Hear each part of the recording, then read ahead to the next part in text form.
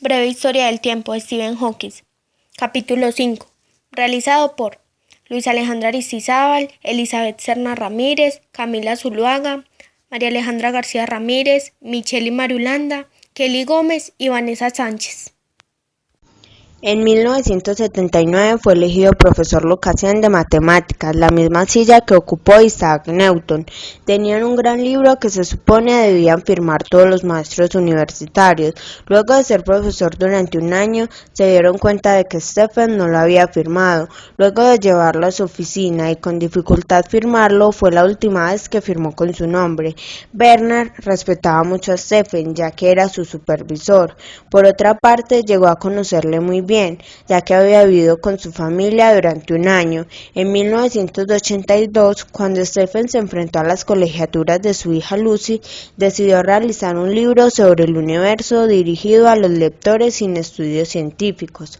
Entonces, mientras visitaba Ginebra y Suiza, desarrolló una neumonía y tuvo que enfrentarse a una traqueotomía para salvar la vida que le quitó la capacidad de hablar. Después de pasar un tiempo en el hospital, llegó alguien con la idea de un brillante dispositivo, una pieza de plástico con las letras del alfabeto y un hoyo en medio. En ocasiones era difícil entender, así que había que tener paciencia. Era como un juego de adivinanzas. Pasó mucho tiempo para que Stephen aceptara la idea de comunicarse por medio de una computadora. Una noche decidió bajar de la cama y sus primeras palabras fueron hola. Luego pidió ayuda para realizar su libro. Él tenía una idea general de la manera como funcionaban las cosas y por supuesto a veces se equivocaba. Es un aspecto muy importante de su intelecto, la capacidad de pensar por anticipado en lugar de ir paso a paso, de saltarse los simples cálculos y sencillamente llegar a una conclusión. Ambos teníamos fuertes deseos de divulgar la ciencia. Es importante que la gente que no se dedica a ella sepa lo que es.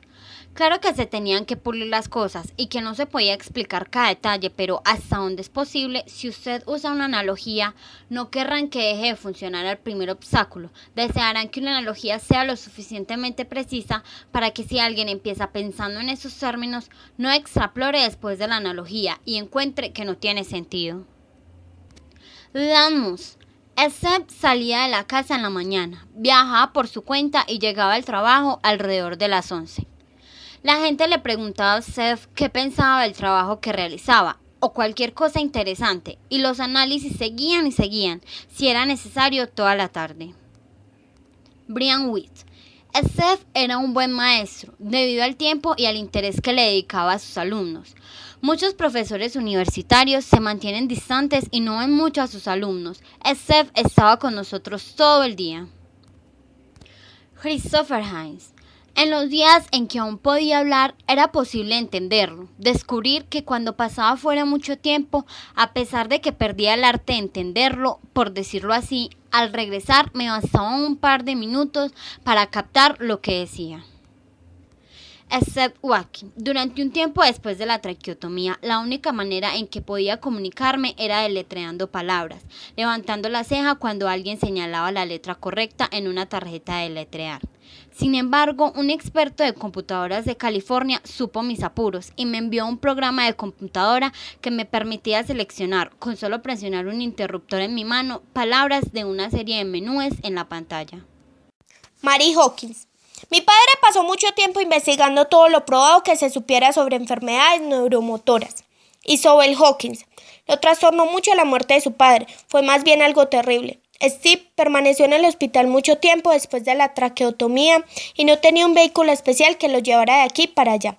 Le resultaba muy difícil venir igual que lo era para mí visitarlo en esa época, porque mi esposo me necesitaba. Steve Hawking. ¿Qué pasaría cuando el universo dejara de expandirse y empezara a contraerse? Se revertiría la flecha termodinámica y con el tiempo empezaría a decrecer el desorden. Veríamos que las tazas rotas se unirían de nuevo en el piso y saltarían a la mesa. Raymond Lame. Me dio mi primer problema, y por lo general, cuando él ponía un problema, tenía una buena idea de la respuesta. Me fui a resolverlo y me llevó unos meses comprender de qué se trataba. Cuando regresé le dije, Steve, tengo la respuesta. Él me respondió, no es lo que esperaba. Pero repuse, Steve, eso fue lo que obtuve. Pasé al pizarrón y le expliqué. Él preguntó, ¿has pensado en este caso en particular? Respondí, no, no lo hice. Así que regresé y calculé lo que me había dicho y regresé unas semanas después. Stephen Hawking cometió un error. Resultó que usaba un modelo muy simple del universo. El tiempo no cambiará de dirección cuando el universo empiece a contraerse. La gente seguirá envejeciendo. Así que no es bueno esperar a que el universo vuelva a colapsarse para regresar a nuestra juventud. Bernard Carr. Hasta cierto punto Stephen enfrenta en cada momento a la muerte. Siempre es una posibilidad. Creo que es un factor importante en el desarrollo de Stephen, pero creo que es algo que ha mantenido a Stephen en su tremenda determinación de entender el universo. La muerte siempre está con nosotros, pero más con Stephen. Le proporciona una motivación más fuerte. Stephen Hawking.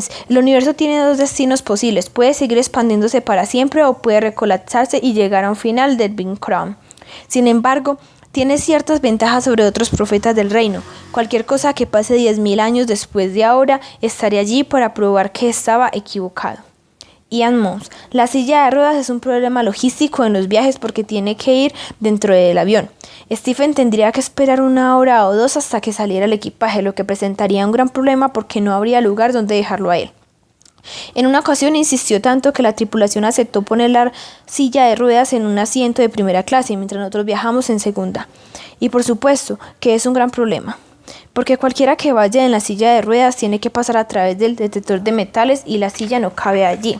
Christopher y Sam, por lo general cuando trabajamos en física teoría, ustedes tienen una hoja de papel enfrente, garrapatean algo, piensan un poco y garrapatean otro poco. En física teórica tenemos una manera muy eficiente de divulgar la palabra escrita. Compartimos los manuscritos entre nosotros y al leer lo que Stephen escribe, por supuesto que uno se da una buena idea de lo que está haciendo. Chaney Humphrey, debe ser algo significativo que el tiempo venga tanto al caso. Creo que Stephen debe usar su experiencia de alguna manera para elaborar sus ideas. Y sobre Wacky. Él cree muy intensamente en las casi infinitas posibilidades desde la mente humana. Colaboradores. Robert Berman, obviamente fue el estudiante más brillante que he tenido. Gordon Berry, Steve en realidad se cayó de las escaleras. Bernard Carr, cuando Stephen y yo fuimos a Caltech tuvimos una discusión sobre la naturaleza de la fama. Brandon Carter, sería una manera muy de determinar la vida de uno. Michael Schur, de pronto me di cuenta de que me estaba provocando. Norman Dees, algunos timoneles pueden ser muy audaces y otros muy seguros. Jim Harter, todo el mundo sabe desde los 12 años que no hay algo más que se llame certidumbre, ¿cierto? Edward Hawking, pero era nuestra casa y de todos modos nos encantaba. Y Sol Hawking, suerte, bueno, tuvimos mucha suerte. Maury Hebb, siempre tuve la impresión de que los papas eran como los pájaros migratorios. Steve Hebb, me preguntaron mis padres y le respondí que quería dedicarme a la investigación. Anthony Hewitt, ¿quién soñaría que se podía obtener señales de aspecto inteligente que venían del cielo? Palabras finales. Stephen Hawking, una breve historia del tiempo, realizada por el director Errol Morris, una clara perspectiva interior de la vida y el trabajo de Stephen Hawking. En los reconocimientos de su libro, Hawking afirmó su convicción de que las ideas básicas sobre el origen y el destino del universo deben establecerse sin recurrir a las matemáticas, en una forma que pueda entender la gente sin educación científica. La película permite a los espectadores absorber imágenes de gente, ideas complejas visualmente y voces y música por medio del sonido. El proyecto de la película se llevó casi 3 años, costó $3,5 millones y proporcionó una rara y estimulante oportunidad. Este libro aprovecha estos cientos de horas de entrevistas, incluyendo las de 9 personas que no entraron en la película final, y permite que Stephen Hawking hable más extensa y directamente sobre su vida. Glosario. Agujero negro primordial.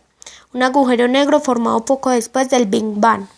Antipartícula. Cada tipo de partícula elemental tiene una antipartícula del mismo tipo. Espacio-tiempo, la descripción tetradimensional del universo a partir de la relatividad. Fotón, una partícula elemental o cuanto de luz. Función de onda, una distribución que describe la probabilidad de encontrar una partícula en diferentes puntos. Gravedad cuántica, una teoría que unifica la mecánica cuántica y la relatividad general. Inflación, periodo de expansión acelerada que se piensa que ocurrió al principio del universo.